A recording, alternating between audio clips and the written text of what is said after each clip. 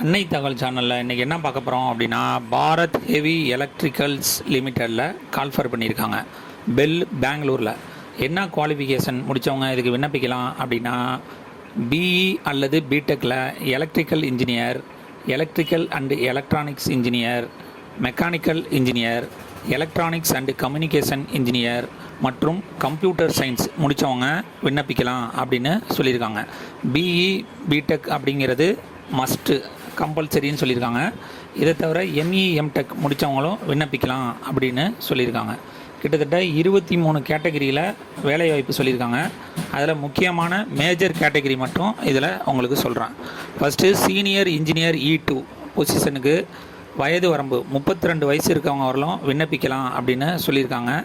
Starting salary 70,000லேருந்து 2 லட்சம் வரலும் கொடுக்குறோம் அப்படின்னு சொல்லியிருக்காங்க. பிஇ பிடெக் எம்இ எம்டெக் மற்றும் 5 இயர்ஸ் எக்ஸ்பீரியன்ஸ் இருக்கணும் அப்படின்னு சொல்கிறாங்க.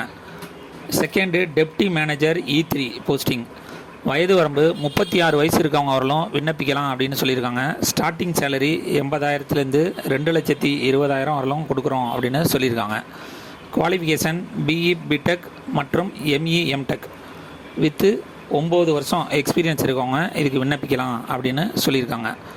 தேர்டு சீனியர் மேனேஜர் E5 போஸ்டிங்க்கு அதிகபட்சம் 42 வயசு இருக்கவங்க வரலும் விண்ணப்பிக்கலாம் அப்படின்னு சொல்லியிருக்காங்க. பிஇ பிடெக் மற்றும் எம்இ எம்டெக் முடித்தவங்க விண்ணப்பிக்கலாம். மேலும் 15 வருஷம் எக்ஸ்பீரியன்ஸ் இருக்கணும் அப்படின்னு சொல்லியிருக்காங்க.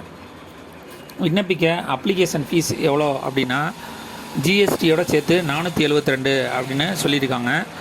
ஆன்லைன் அப்ளிகேஷன் லிங்க்கு கொடுத்துருக்கேன். நீங்கள் ஆன்லைன் அப்ளிகேஷன் விண்ணப்பித்து அந்த பிரிண்ட் அவுட் எடுத்துக்கணும். அது 30/3/24க்குள்ளே ஆன்லைனில் அப்ளை பண்ணி பிரிண்ட் அவுட் எடுத்துக்கணும். மேலும் 3/4/2024க்குள்ளே அவங்க ஒரு அட்ரஸ் கொடுத்துருக்காங்க.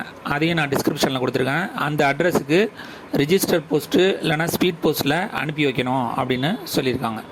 விண்ணப்பித்து வெற்றி பெற்று பணியில் சேர்க. நன்றி, வணக்கம்.